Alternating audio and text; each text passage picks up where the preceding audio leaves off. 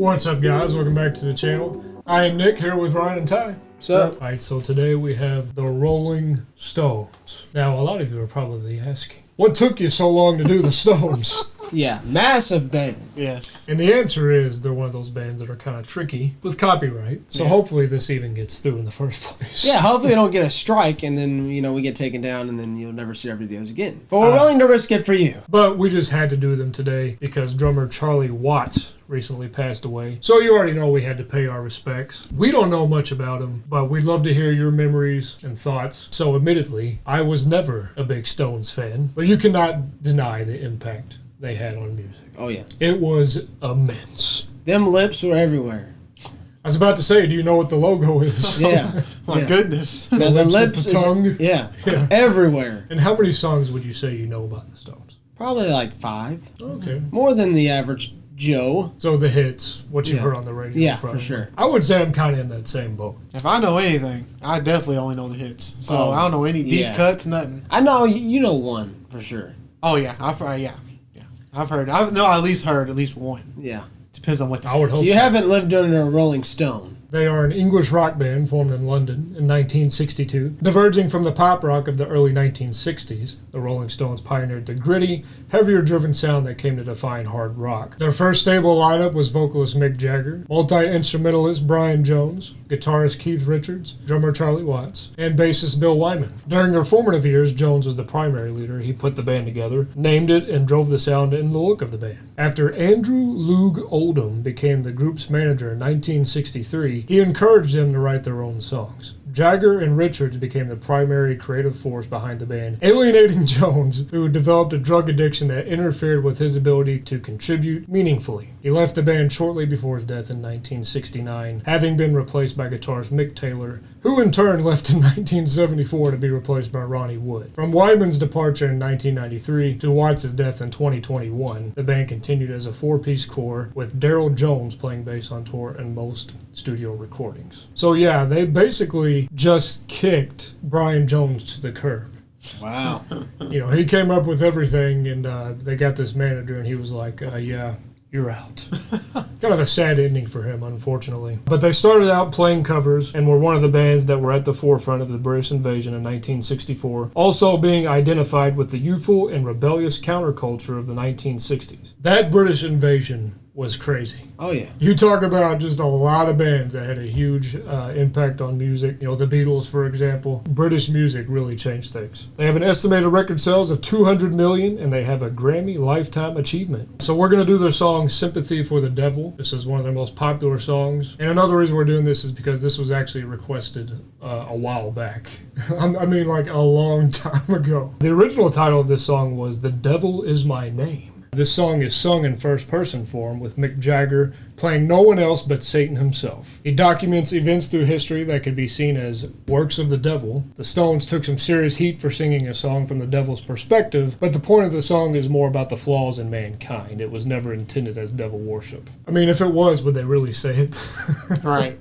There was a rumor that this song was playing when a fan died at the Stones gig at the Altamont Free concert, but it was actually Under My Thumb. Despite that, the Stones didn't perform this song for at least 5 years after the incident. These lyrics were inspired by the book The Master and the Margarita, written by Mikhail Bulgakov. In this book, Devil and his gang roam around Moscow in the 1930s and play tricks on stupid/greedy people. This song is from their 9th studio album, Beggar's Banquet, released in 1968. This album did go platinum, and it is the opener. That's the way things go on this channel. Yeah, darn right. And by the way, I am almost 100% sure you guys have heard this song. Oh, really? Yeah. We'll see, but if you haven't, I'd be shocked. But let's go ahead and do it. This is the Rolling Stones, Sympathy for the Devil.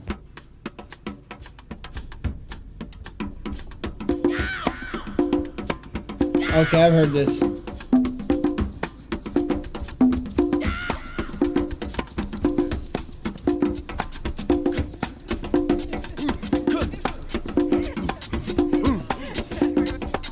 Please allow me to introduce myself. I'm a man of wealth and taste. I've been around for a long, long year. Stole many a man's soul of faith.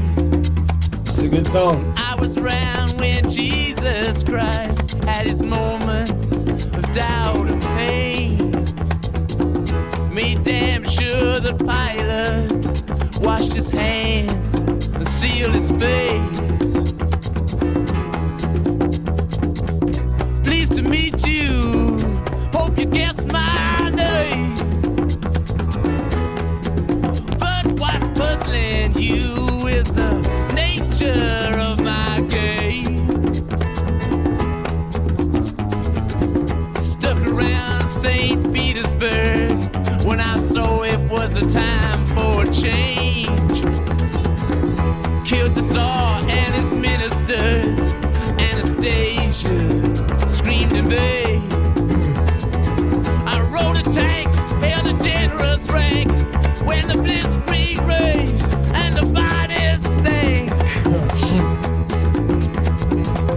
Pleased to meet you, hope you guess my name. Oh yeah, I was puzzling you with the nature of my game. Oh yeah, I watch with glee while your kings and queens fought for 10 decades for the gods they made. I shouted out, who killed the Kennedys? When after all, it was you and me. Let me please introduce myself. I'm a man of wealth and taste. I lay traps for troubadours who get killed before they reach Bombay. Pleased to meet you, hope you get my name. You have had to have heard this song, right?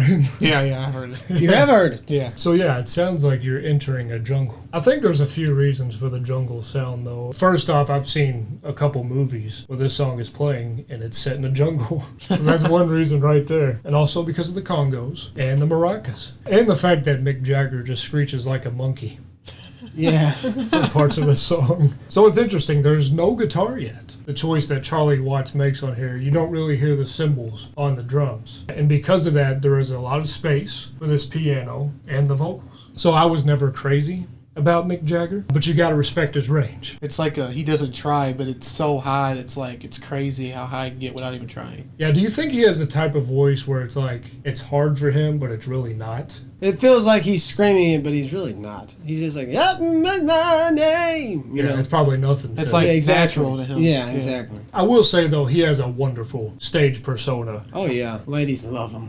Oh, you think so? Oh no, Mick Jagger has all the women. Oh, And he's also doing a great job of playing this character. But if you look at the lyrics, I like how it's kind of going with a timeline of events. It talks about the crucifixion, and then I think it's talking about Russia, you know, the Russian Revolution, I think. And then it goes to the JFK assassination. Yeah. The devil's basically saying, I'm not as bad as you think I am. And I'll get into more on that after the song. But even after all of that, you guys are right. The most memorable part, woo, woo. Yeah. I mean, how you're not going to forget that. Yeah. No, never. And it's funny because it's so rudimentary, but I guarantee you, if you go to any average music fan on the street, or, you know, let's say at least slightly above average, if you walked up to him and was like, hey, do you know what this song is?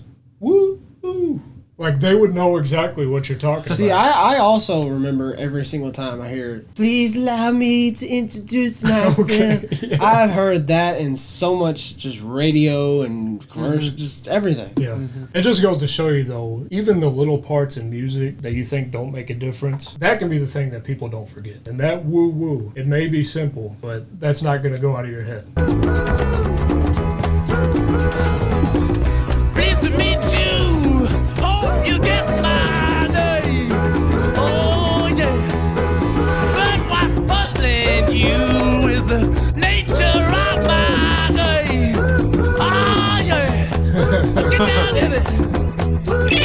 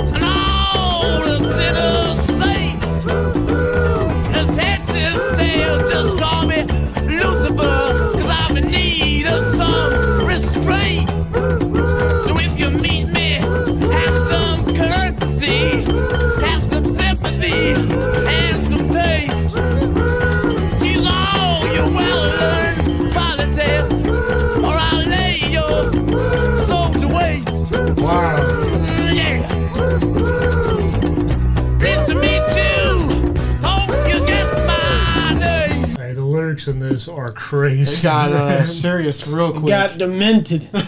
No, he crushes this part though. I mean, give him the Oscar already. What are you waiting on? Oh yeah, he sounds like the devil. There's moments in their music where it just sounds like he's singing his ass off. You know, I can just imagine going to a concert and just being jealous of his energy. How is he that energetic? I mean, they've been a band for how many years now? They've toured so many times. How does he have energy to sing like that? And he's not just singing, he's moving all over the place. Oh, this yeah. guy's like dancing on stage. Oh yeah. Oh, yeah. He gets Oh, yeah. into it. For his age, man, to have been doing that for that long, you got to give it up. You got to give props. Yeah, Mick Jagger, he doesn't stop. I don't think I've ever heard of the word politis until now. Yeah. Yeah. By the way. I already knew what he meant though when he said it. Like, Oh, did you?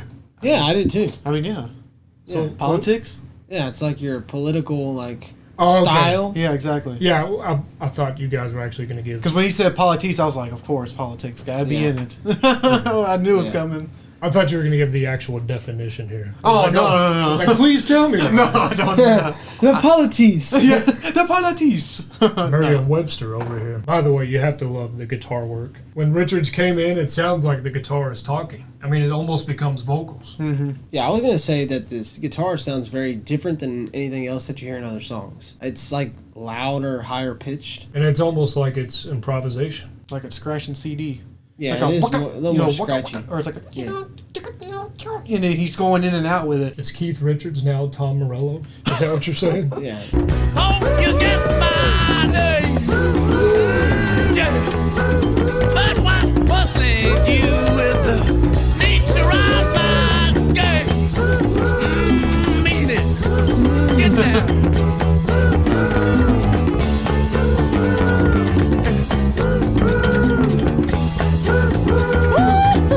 Ah, yeah.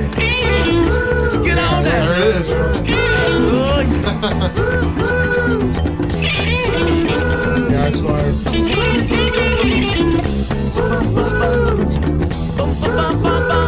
No scat though. I can go for some scat. Oh yeah. Tell me, baby, what's my name? Oh my. Tell me, honey, I can't think of my name.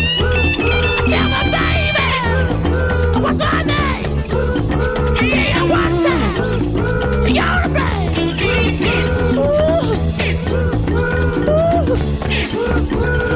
Yeah, that's fine. That's fine.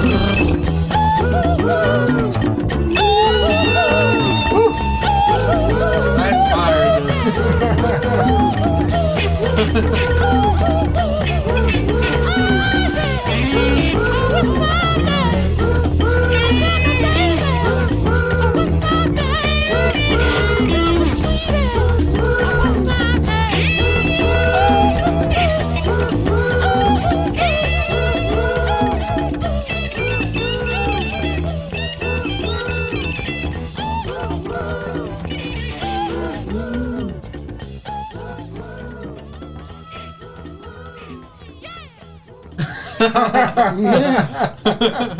Hey, the chemistry of Mick and Keith, the last 2 minutes or so, that is fire right there. Like I said, the guitar's just talking back. That one is actually not on my playlist. Wow. I think that groove is just a little too tiresome for me, I guess. And I'm sure I get killed for that in the comments Yeah, again. good luck, Nick. I mean, is it making y'all's playlist?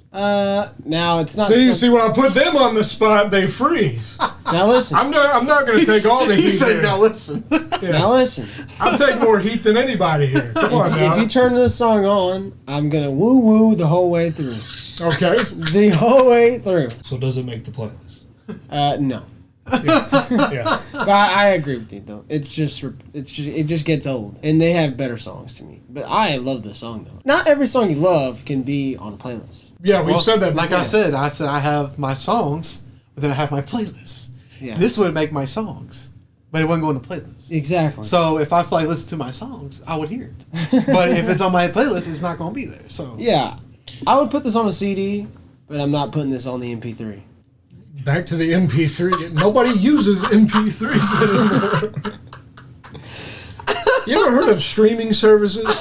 Well, yeah, but see, it's got to be really good if I'm gonna stream it. Okay. There's levels, okay? I got the stream, I got the MP3, the CD, and the tape. You gotta admit The though, tape. The tape should be before the CD, if anything. the tape. But you have to admit though, it's awfully well written. Like I can see how somebody could get lost into this. If you like that groove, I can understand. You're like, oh yeah, this is great. Honestly, I heard this song a million times and never paid attention to the lyrics. I was gonna say that's probably my favorite part of this song. No, Actually. I do love the lyrics though, but like I said, I've heard this song many times, and all I can listen to is the beat and the woo woo. Yeah. You know, that just captures you every time it comes on. Woo woo. I think the meaning of this song actually helps me like it a little bit more. Yeah. To be honest. Yeah, you're right. For me, it's kind of sounding like the devil doesn't actually want your sympathy, in particular, anyway. He's just saying that you shouldn't blame your actions on me. You know, I think at the end of the day, if you do something bad, that's your crime. It's not mine. It's tricky because I do believe that there is evil in this world, and I think it can influence you to do some bad things. I mean, I believe that there's demons in this world. I think somebody could actually get possessed. Yeah. I mean, those I are just agree. my beliefs. But again, does it say anywhere in the Bible that if you do something bad, you can blame it on the devil? No. Is that written anywhere? I didn't that's think not. so. No. No, because you do have free will. I have read that there are people that actually believe the song is about how God is actually Satan. He's just Satan on a bad day. Give me your thoughts about that. We want to hear your interpretation. Now that right there that's a little far fetched, but all right. It's a strong case. Yeah, but I think just the essence of this song is one of the most creative ideas I've seen in music. Great introduction for Rolling Stones on the channel. Rest in peace to Charlie Watts. Thank you for your contributions to music, and thank you for giving this video a thumbs up. Please tell us your views. Thanks for subscribing and hitting that bell. Peace out.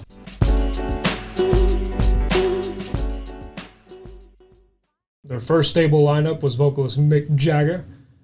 Why'd you do that?